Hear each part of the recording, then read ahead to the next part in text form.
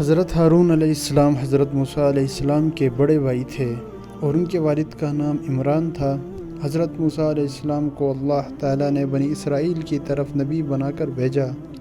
ایک دن جب حضرت موسیٰ علیہ السلام کوہ طور کی طرف اللہ تعالیٰ سے بات کرنے کے لیے گئے تو اپنے بڑے بھائی حضرت ہارون کو اپنے پیچھے نائب بنا کر چھوڑا۔ جب حضرت موسیٰ علیہ السلام کوہ طور کی طرف گئے اس وقت بنی اسرائیل میں ایک راہب تھا جس کا نام سامری تھا۔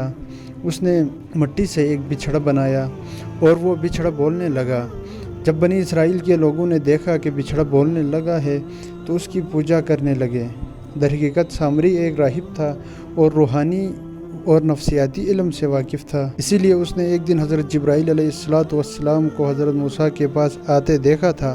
سامری نے حضرت جبرائیل علیہ السلام کے پاؤں کی مٹی میں سے ایک مٹھی اٹھایا اور اس کو بچھڑے میں ڈالا، جس کی وجہ سے وہ آواز نکالنے لگا۔ اسی طرح بنی اسرائیل نے جب دیکھا کہ یہ بچھڑا بولنے لگا ہے تو وہ زیادہ تر لوگ اس کی پوجا کرنے لگے اور گمراہ ہو گئے۔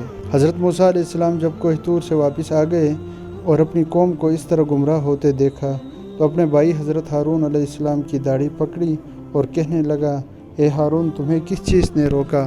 جب تم نے دیکھا کہ وہ گمراہ ہو گئے، تم نے میری پیروی نہیں کی، کیا تم نے میرے حکم کی نافرمانی کی؟ ہارون علیہ السلام نے کہا کہ اے میری ماں کے بیٹے، نہ میری داڑھی کو پکڑو نہ میرے سر کے بالوں کو پکڑو۔ مجھے یہ اندیشہ تھا کہ کہیں تم یہ نہ کہو کہ تم نے بنی اسرائیل میں نفرت پیدا کیا ہے، اس کے اتفاق کو ٹھیس پہنچایا ہے اور ان کو تقسیم کیا ہے، اس لیے میں خاموش رہا۔ اس کے بعد موسیٰ علیہ السلام نے سامری کو مخاطب کر کے کہا کہ اے سامری، اس چیز کی کیا حقیقت ہے جو تم نے کی ہے؟ اس نے کہا، میں نے ایک چیز دیکھی جو انہوں نے نہیں دیکھی۔ میں نے رسول کے نقش پا میں سے مٹی کی ایک مٹھی اٹھائی، یہ حضرت جبرائیل کی طرف اشارہ تھا۔ حضرت موسیٰ علیہ السلام نے فرمایا کہ دفع ہو جاؤ اور میری نظروں سے دور ہو جاؤ، اور تمہارے لیے پوری زندگی یہ سزا ہے کہ تم کہو کہ کوئی میرے قریب نہ آئے۔